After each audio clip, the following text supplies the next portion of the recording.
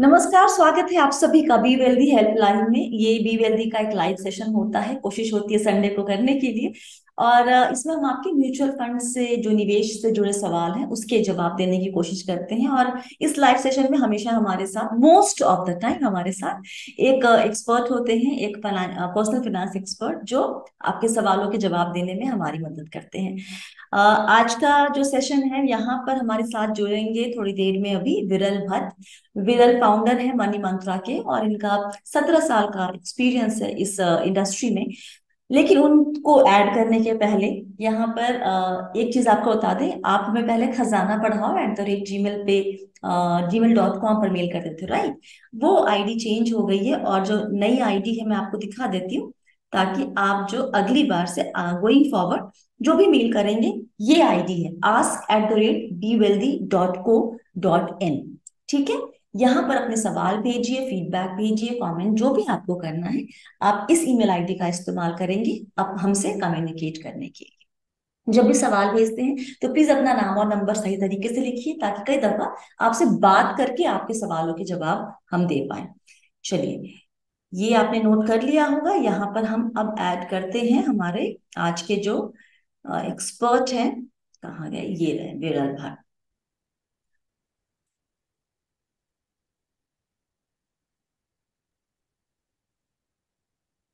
हाय विरल, कैसे हैं? हेलो। बस बढ़िया, आप कैसे हैं? बहुत बढ़िया विरल, एक महीने बाद हमारी बातचीत हो रही है। एक महीने में बाजार काफी अच्छी खासी तेज छलांग लगा चुका है। ये बताइए, सबसे पहले शुरुआत यहाँ से करते हैं कि आपके जो क्लाइंट है, जब बाजार इस तरीके से तेजी बनाता है तो हमेशा होता है कि भैया प्रॉफिट बुकिंग कर ले क्या, कुछ रिडेम्पशन कर ले क्या। ये फियर होता है कि कल को गिरेगा तो फिर बाजार मेरा जो अभी जो मुनाफा दिख रहा है वो दिखेगा नहीं। How do you deal with such clients, और इस तरह के सवाल के जवाब आप कैसे देते हैं? बेशक, शुक्रिया आपने शो पे बुलाया। वापस एक महीने बाद मिल रहे हैं हम। डेफिनेटली ये फियर रहता ही है हमेशा, जब भी मार्केट्स काफी अच्छा मोमेंटम लेता है और अच्छा रिटर्न्स देता है। यहाँ हम्म। पे हम वही हैंड होल्डिंग करने की कोशिश करते हैं, स्वाति जी, कि क्या सही में आपको जरूरत है कि नहीं। हाँ। आप अगर ऐसा सोचते हो कि मुझे प्रॉफिट बुक करके मैं वापस से जब मार्केट नीचे जाएगा तभी मैं डालने वाला हूँ, हम्म। तो ये नोशनल प्रॉफिट को आप एक्चुअल में बुक करना और फिर वापस से उसमें टैक्स देना, वो लाजमी नहीं होगा। जी। आप आपके गोल जो आपने प्लानिंग की है, आपका जो टाइम टेन्योर है, उससे स्टिक रहिए। और हाँ, पैसों की जरूरत है तो डेफिनेटली आप आपके जो फाइनेंशियल एडवाइजर है उसके साथ बैठकर सलाह सुझाव कर कर आप देखिए कि कहाँ से निकाल कर बेस्ट तरीके से मैं मेरे प्रॉफिट्स को बुक करूं, और फिर मेरी जो आगे की पोर्टफोलियो जर्नी है उसको मैं आगे कंटिन्यू करूं। राइट। एक्चुअली होता ये है ना कि वो निकाल तो लेते हैं, लेकिन इस सवाल का जवाब उनको नहीं पता होता विरल कि क्या करोगे उस पैसे का अगर जरूरत नहीं है तो ये बोलेंगे जब राइट। गिरेगा तो फिर लगाएंगे। तो कब गिरेगा ये हाँ, पता नहीं है। हाँ, तो ये वो पता नहीं है। उलझन में रह जाते हैं हमेशा। और इस हाँ, तो वो हमेशा इसीलिए स्वाति कहता है ना, spend time in the market not time in the market. यानी आप चक्कर। मार्केट को टाइम करेंगे तो बहुत सी दिक्कत हो सकती है। जी। जी। चलिए, अब सवाल जवाब का सिलसिला शुरू करते हैं। पहला सवाल लेते हैं वैद्यनाथ भट्टाचार्य जी का। इनका कहना है कि सभी एक्सपर्ट्स कहते हैं कि ओवर डाइवर्सिफिकेशन अच्छा नहीं है आपके फाइनेंशियल सेहत के लिए, राइट? इनके पास दो फंड है, आईसीआईसीआई बीएएफ और एचडीएफसी बीएएफ। जानना ये चाहते हैं कि इन दोनों को रखा जाए, कि ऐसा तो नहीं है कि मैं बेवजह की डाइवर्सिफिकेशन कर रहा हूँ और किसी एक को मुझे बंद कर देना चाहिए। तो बताइए, ये दोनों जो है आईसीआईसीआई और एचडीएफसी बीएएफ, इन दोनों का स्टाइल ऑफ इन्वेस्टमेंट सेम है या फिर अलग है? दोनों अलग अलग फंड है। इन टर्म्स ऑफ डाइवर्सिफिकेशन, वो फंड का भी डाइवर्सिफिकेशन काफी अलग है। हम्म। जैसे देखने जाए तो इक्विटी, एचडीएफसी के इक्विटी फंड में, यानी जी। बैलेंस एडवांटेज के इक्विटी एलोकेशन में काफी ज्यादा इक्विटी एलोकेशन है। और आईसीआईसीआई का जो बैलेंस एडवांटेज है, उसका इक्विटी एलोकेशन करीबन वो 40-50% में हमेशा वो रहा है। तो बैलेंस एडवांटेज में भी एलोकेशन वाइज भी काफी डाइवर्सिफिकेशन है। एचडीएफसी का इक्विटी एलोकेशन ज्यादा है और आईसीआईसीआई का इक्विटी एलोकेशन कम है। ओके, तो आपको लगता है कि दोनों की जगह है पोर्टफोलियो में? डेफिनेटली, अगर वो रिस्क को समझते हैं, क्योंकि अगर आपका इक्विटी एक्सपोजर ज्यादा है एचडीएफसी में, हालांकि अभी एक साल में उन्होंने उसमें भी रिडक्शन किया हुआ है, बट मैं ओवरऑल फंड को रखूं तो इक्विटी में रिस्क ज्यादा होता है, तो रिटर्न वो कंपेरिजन में रिटर्न ज्यादा आ सकते हैं आप अगर ज्यादा टाइम तक रखते हैं, बट सामने रिस्क भी उतना ज्यादा है। हालांकि आईसीआईसीआई में इक्विटी और डेट का रेशियो काफी अच्छी तरीके से वो बैलेंस कर कर रिटर्न्स देते हैं। अच्छा विरल, आपसे अभी बात करते करते आपकी आवाज जो है ना वो बीच में कट कट जा रही है। तो एक बार ऑडियो चेक कर लेंगे अपना, फिर से कुछ कह दीजिए, जरा बोलिए। अगर हम देखिए तो डाइवर्सिफिकेशन पॉइंट हाँ, ऑफ व्यू से। अभी ठीक आ रही है आवाज। बीच में जब कटेगी तो मैं आपको मैं से ऐसे हाथ कर दूंगी तो आप समझ जाइए कि आपकी आवाज ब्रेक होती है, ठीक है। ये श्योर। इशारा होगा हम दोनों का, राइट। All right. चलिए आगे बढ़ते हैं, अगला सवाल लेते हैं। अगला सवाल रवि जी का लेते हैं, थोड़ा सा लंबा सवाल है, तो जो लोग देख रहे हैं जरा पेशेंस रखिएगा, इस सवाल से आपको भी कुछ सीखने को मिल सकता है। उम्र इनकी 34 साल है, 65,000 कमाते हैं ये हर महीने का। इनका जो पोर्टफोलियो है विरल, Tata index Nifty, Tata multi cap, ICICI Prudential value discovery और एसबीआई स्मॉल कैप है। और मेरे एसेट टैक्स सेवर है इनके पास, ठीक है। ये हो गया। इसके अलावा इनके पास ईपीएफ भी है और वीपीएफ, और पीपीएफ में भी है इनका कंट्रीब्यूशन। इन्वेस्ट करते हैं स्टॉक और ईटीएफ में भी, स्टॉक एंड गोल्ड भी लिखा हुआ है इन्होंने।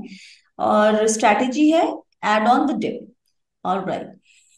इसके अलावा इनकी जो वाइफ का पोर्टफोलियो है उसमें मोतीलाल ओसवाल नेस्डेक 100 एफओएफ है और पराग पारी फ्लेक्सी कैप है। इनका टाइम होराइजन, एसआईपी की रकम, गोल बेस्ड है कि नहीं जिससे अटैच है, वो सब मोर और लेस क्लियर है। ओके। अब ये जानना ये चाहते हैं कि इस पूरे पोर्टफोलियो में किसी रीबैलेंसिंग की जरूरत है या किसी अमाउंट को इंक्रीज करने की जरूरत है क्या। मैं इस पे तो कमेंट नहीं कर पाएंगे, राइट, क्योंकि उन्होंने ये नहीं लिखा कि किस गोल, कब कौन से गोल के लिए कितनी रकम की जरूरत होगी।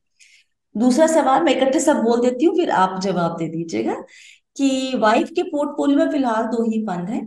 जानना चाहते हैं कि क्या मुझे एक और फंड ऐड करना चाहिए, पीपीएफ को रोक के, वाइफ के नाम पर पीपीएफ चल रहा है। Now you tell me what's your take on this whole thing. पूरी बातें जो आपने कही उसको सुन के लगता है कि डाइवर्सिफाइड काफी अच्छी तरीके से किया है, काफी समझ रखते हैं कि पोर्टफोलियो को कैसे एलोकेशन करना है, डाइवर्सिफाई रखना है। इक्विटी का और डेट का भी दोनों का एलोकेशन काफी सही तरीके से वो कर रहे हैं।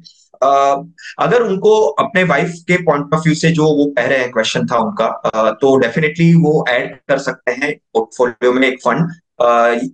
उन्होंने अगर वो पैसिव को ज्यादा बिलीव करते हैं और स्ट्रेटेजी में मानते हैं, तो जी। निफ्टी का नेक्स्ट 50 करके जो एक फंड आता है, हम्म। क्योंकि लार्ज कैप एक्सपोजर ऑलरेडी है, तो थोड़ा सा लार्ज कैप से थोड़ा सा आगे बढ़कर जो 50 के आगे वाला जो सेगमेंट है वहां पे वो एक्सपोजर ले सकते हैं। या तो एक्टिव फंड में वो लार्ज एंड मिड कैप को ऐड कर सकते हैं, क्योंकि मिड कैप का एक्सपोजर उनके पोर्टफोलियो में नहीं है वाइफ के पॉइंट ऑफ व्यू से। Right right right.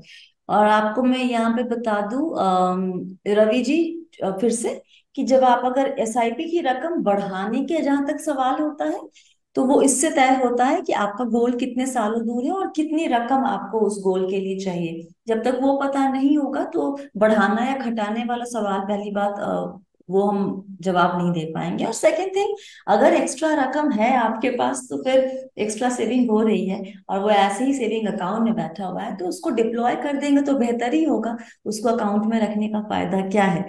अगला सवाल अभिषेक नागपाल का है विरल।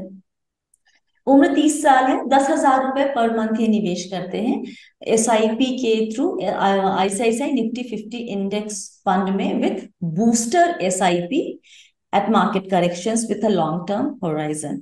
क्वेश्चन ये है कि when I redeem my investment in future, I have a tax liability. That's right. But what will be the tax liability if I invest half of this amount using SIP through another account of a family member and then redeem it? जवाब पे जाने के पहले इन्होंने एक word use किया है, booster SIP. सो पहले ये बता दीजिए कि जिनके लिए ये नया टर्म है, ये बूस्टर एसआईपी क्या होता है। बूस्टर एसआईपी ऐसा है कि जब भी मार्केट नीचे जाता है, हम्म। तो वो एक परसेंटेज ऑफ अमाउंट, वो जो अमाउंट उन्होंने डिसाइड की है होती है, उसमें से वो अपने आप उसमें वो एलोकेशन करता है। जब यानी उन्होंने पहले से प्री डिफाइन करके रखा है, नहीं वो स्ट्रेटेजी को आईसीआईसीआई ने आपकी नहीं नहीं, मैं मेरा ये आ, कहना था कि आवाज पता नहीं क्यों बीच में बहुत रही है। आती है। पता नहीं क्यों आया। नेटवर्क तो एक्चुअली सही है। कंफर्म, यानी देखने कोई है नहीं नेटवर्क, मैं ही एक अकेला यूज कर रहा हूँ ऑफिस में। सबको ये मैंने बोल बोला रहे है हैं कि ठीक आ रहा है, चलिए कंटिन्यू करते हैं अभी से ही। हाँ। सो आईसीआईसीआई बूस्टर का जो फीचर है, वहां पे जब भी मार्केट में वॉलेटिलिटी आती है, तब वो वॉलेटिलिटी को कैप्चर करने के लिए यानी नीचे जाता है, तो एक परसेंटेज के पॉइंट ऑफ व्यू से वो एड ऑन करता है अपने यूनिट्स, यूनिट होल्डर यानी जो इन्वेस्टर, तो वो एसआईपी में वो ऐड करता है। जी। राइट। तो ये फीचर काफी अच्छा है, जब भी मार्केट में वॉलेटिलिटी आती है या मार्केट में डाउन टर्न आता है, तो वो बूस्टर आपको काफी हेल्प करता है। जी। अभी जो उनका क्वेश्चन था टैक्स के पॉइंट ऑफ व्यू से, तो डेफिनेटली टैक्स तो आप कोई भी होल्डर के पॉइंट ऑफ व्यू से करेंगे तो टैक्स की लायबिलिटी तो हमेशा सभी को आएगी ही आएगी।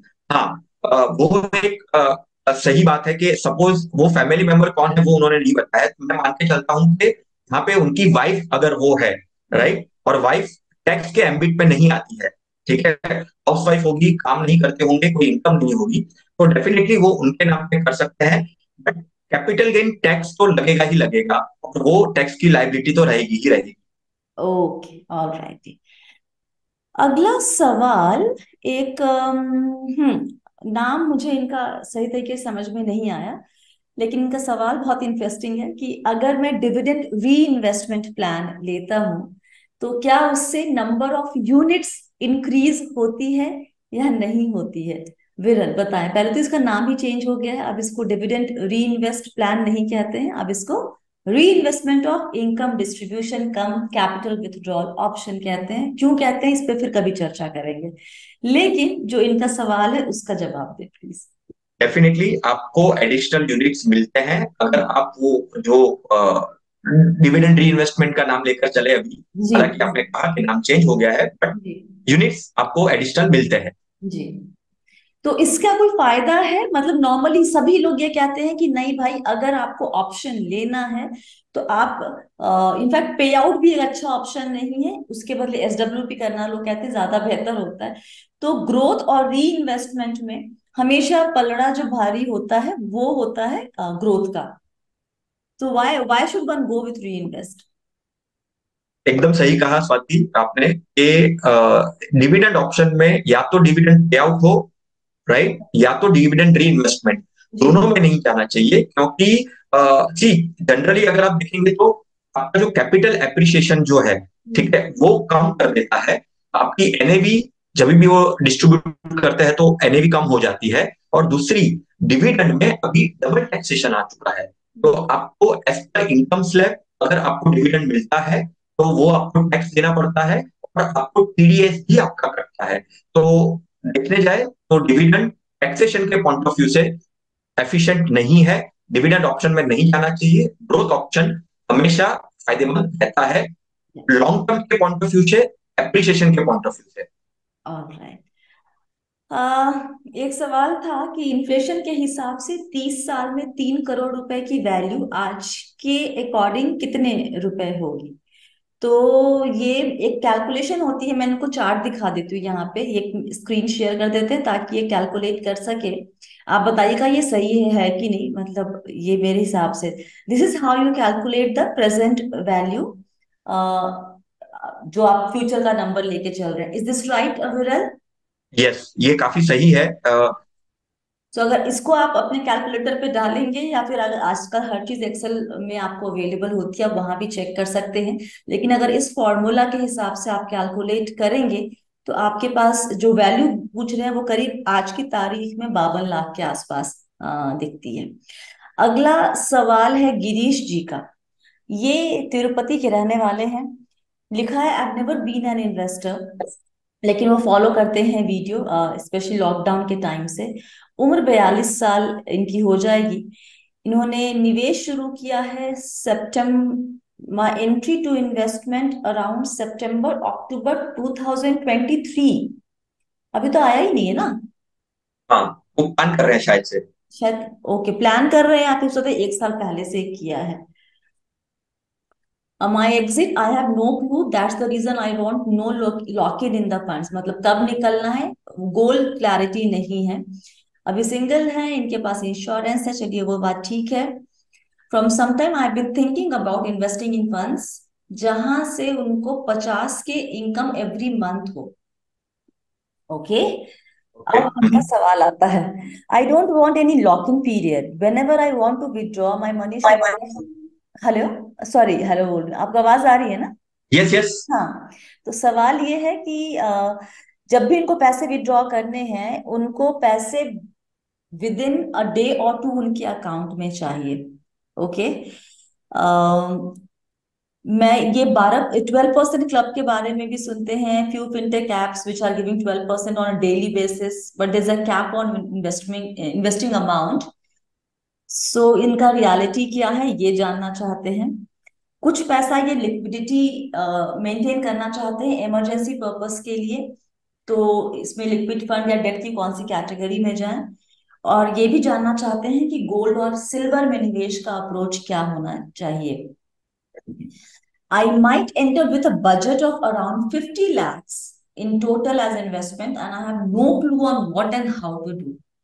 ऑल राइट, ये थोड़ा सा लेट्स गो टू एकदम बेसिक और इनको समझाने की कोशिश करते हैं कि कैसे इनको अप्रोच करना चाहिए।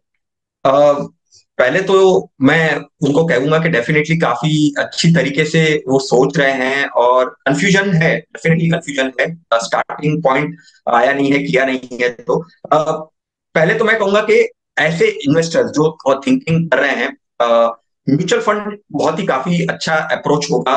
म्यूचुअल फंड को देखकर, लेकर, समझकर वो निवेश स्टार्ट कर सकते हैं। टाइम होराइजन को डिसाइड करना होगा यहाँ पे। और मेरा ये सजेशन रहेगा कि आप उसको 3 में डिवाइड कर दीजिए। 3 से 5 साल का एक टाइम होराइजन रखिए, 5 से 10 साल का एक टाइम होराइजन रखिए, और 10 साल से ज्यादा का एक टाइम होराइजन रखिए। टाइम होराइजन को डिवाइड करने से क्या होगा कि आपको कौन से फंड लेने हैं उसकी क्लैरिटी आपको आ जाएगी। ठीक है। हालांकि कोई लॉकिंग प्रोडक्ट्स में ना जाइए। जैसे अभी आप 12% की भी बात कर रहे हैं, तो वो भी एक लॉकिंग लेकर ही आता है। और कोई नए प्रोडक्ट्स को ट्राई मत करिए जो काफी पुराने समय से चला आ रहा है, ट्राइड और टेस्टेड और काफी अच्छी तरीके से डिलीवर किया हुआ है, और रेगुलेटेड है काफी अच्छी तरीके से। वो ऐसे प्रोडक्ट्स, क्योंकि आप जर्नी अभी स्टार्ट कर रहे हैं, तो एक काफी अच्छी तरीके से आपको म्यूचुअल फंड जैसा प्रोडक्ट है वो आपको रिटर्न्स दे सकता है। और जैसे जैसे आप एक्सपीरियंस करते हो, समझते हो चीजों को, और ध्यान में आता है आपको, फिर आप कुछ ऐसे प्रोडक्ट्स जो एलोकेशन आप उसमें कर सकते हैं। टाइम होराइजन वाइज डिवाइड करिए, परसेंटेज वाइज इक्विटी और डेट, ये जो ब्रॉड कैटेगरी है उसमें आप डिवाइड करिए।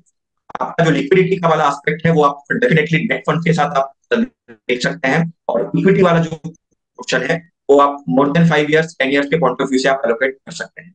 ओके।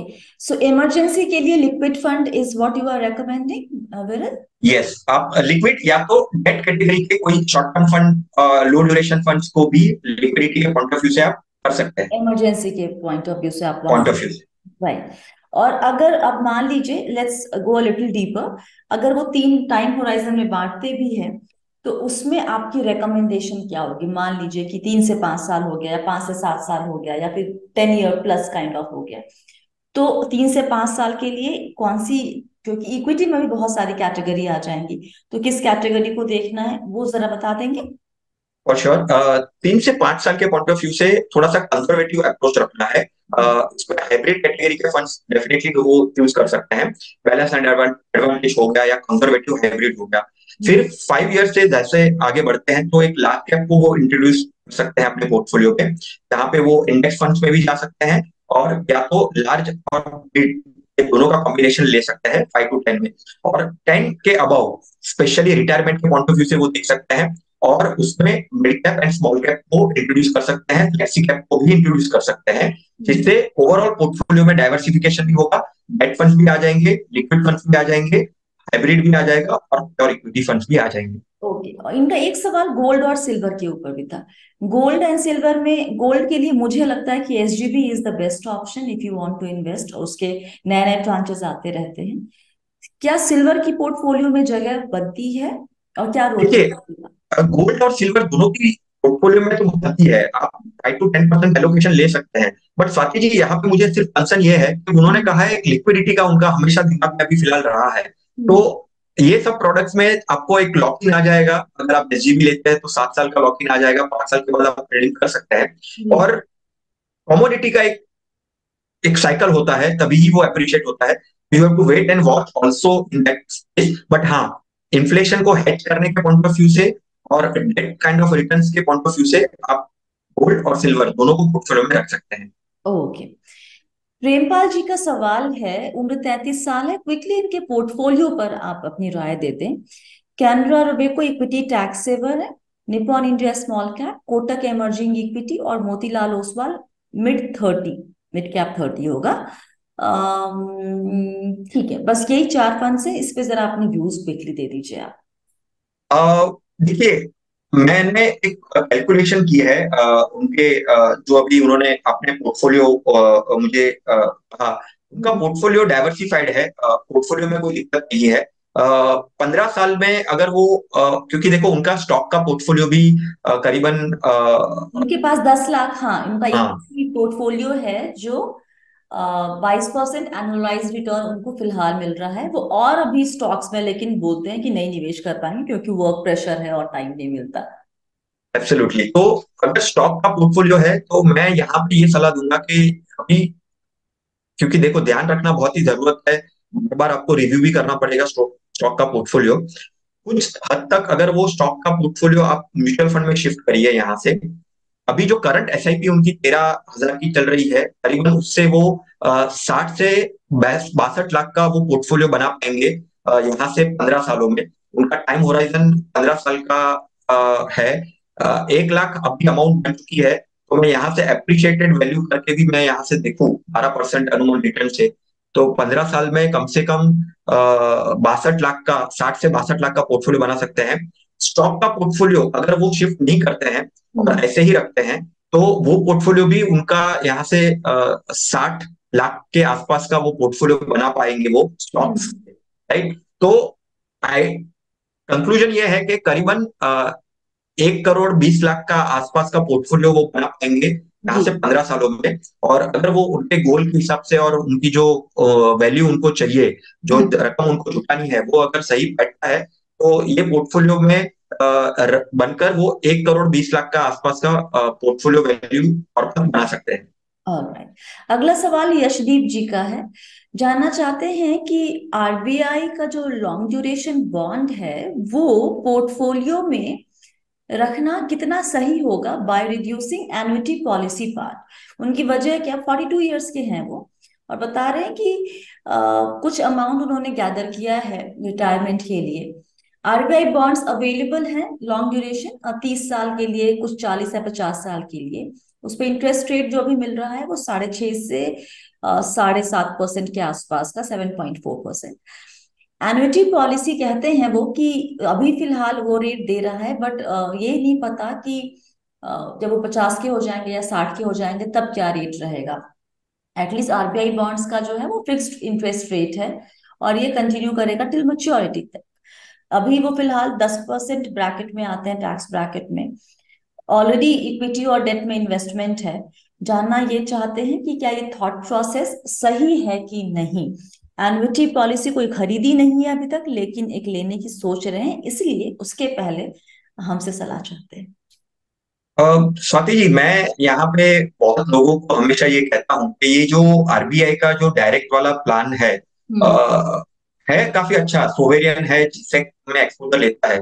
बट थोड़ा सा कॉम्प्लिकेशंस भी होते हैं, यानी आपका एक तो आप अगर आपको जब भी सेल करना है, बीच में अगर पैसों की जरूरत पड़ गई, आपको सेल करना है, तो लिक्विडिटी का एक एस्पेक्ट होता है कि वो अच्छी तरीके से अभी भी कहीं पे दिख नहीं रहा है।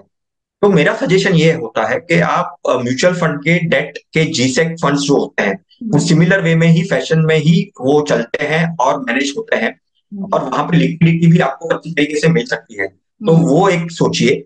हम्म। दूसरा, एन्यूटी के बारे में मैं हमेशा ये कहता हूँ कि आप देखो, एन्यूटी एक टैक्सेबल एम्बिट में आता है, आप पेंशन और जब हम एन्यूटी प्रोडक्ट की बात करते हैं, तो आप ऐसा प्रोडक्ट चूज करिए आपके रिटायरमेंट के पॉइंट ऑफ व्यू से जो फ्लेक्सिबल हो। अगर आपके पास टाइम है, यहाँ से मान के चलिए 15 साल, 20 साल, 30 साल तक, ये अगर वो आरबीआई के डायरेक्ट वाले में सोच रहे हैं, तो सिमिलर वे में आप म्यूचुअल फंड्स में भी सोच सकते हैं, क्योंकि म्यूचुअल फंड्स में रिस्क एडजस्टेड रिटर्न्स जो आते हैं, आप हम्म। इतनी लंबी अवधि तक रखते हैं, तो आपको काफी अच्छी तरीके से वो ग्रो करके दे सकता है। लेकिन मेरा चाहे आप डेट में जाए या mutual sorry to interrupt you, यहाँ जो इनका कंसर्न है वो है आई थिंक फिक्स्ड रिटर्न का एक। राइट। आपको पता है राइट। कि यहाँ पे 6.5 है, तो वो अगले 30 साल तक मुझे 6.5 या 7.4 तो उतना ही मिलेगा मुझे, वो उसमें राइट। वेरिएशन नहीं होगा। जो आपको, अगर आप म्यूचुअल फंड के डेट ऑप्शन में जाते हैं, जो गवर्नमेंट बॉन्ड्स में इन्वेस्ट करते हैं, वहां पर भी ये गारंटी नहीं होती है। And I think this is what he is looking for, guarantee. जो उनको एन्युटी में नहीं पता कि अभी तो मिल रहा है, उस वक्त मिलेगा कि नहीं पता नहीं मुझे। नहीं नहीं, सही बात है, हाँ। उनकी कंसर्न मैं रिस्पेक्ट करता हूँ वो चीज को। बट मेरा एक थॉट प्रोसेस थोड़ा सा यहाँ पे ये था, समझाने के पॉइंट ऑफ व्यू से, उनको अंडरस्टैंड के पॉइंट ऑफ व्यू से, क्योंकि ये जो थॉट प्रोसेस है, आपकी बात सही है, गारंटेड है, क्योंकि देखिए आरबीआई के रिटेल फ्लोटिंग रेट बॉन्ड्स भी आते हैं, जो 5 साल के लॉक इन वाले आते हैं। हालांकि जब आप उसमें निवेश करते हैं तो उसका भी रिटेल रेट ऑफ रिटर्न एक फिक्स होता है, और वो हिसाब से आप slab wise, year two year wise आप उसको मैनेज करके पॉइंट ऑफ व्यू से कर सकते हैं। आरबीआई रिटेल में दिक्कत ये होगी कि आपको जब भी सेल करना है वो प्रोडक्ट को, आपको प्लेटफॉर्म पे जाकर, तो उसमें वो बीच में अगर आपको रिक्वायरमेंट आ गई, नहीं आती है, तो डेफिनेटली आरबीआई रिटेल आपके लिए काफी सही है। आप हम्म। एंट्री करिए और उसको भूल जाइए, और आप रुकिए आपके जो लक्ष्य है आपका 30 साल का, तब तक। हम्म। बट सिमिलर वे में इन टर्म्स ऑफ जो प्रोडक्ट अंडरलाइन है, वो जीसेक में भी आपको मिल सकता है, म्यूचुअल फंड में, जो सिमिलर वे में आपका वो भी, उसका भी एक मैच्योरिटी होता है, 7 साल का, 10 साल का। इनफैक्ट एक निपॉन का एक प्रोडक्ट है, निवेश लक्ष्य करके, वो भी आपको 10 साल की मैच्योरिटी के पॉइंट ऑफ व्यू से आपको वो मिल सकता है, जहां पे आपका जो रेट ऑफ इंटरेस्ट है वो लॉक कर सकते हैं आप वो वाले प्रोडक्ट में। अच्छा। Okay, all right.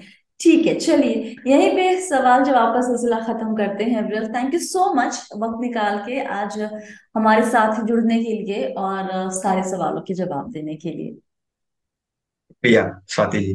चलिए, आप चाहे तो एग्जिट कर सकते हैं, मुझे आखिर में बस 30 सेकंड और इनसे बात करनी होती है, फिर हम बंद करेंगे।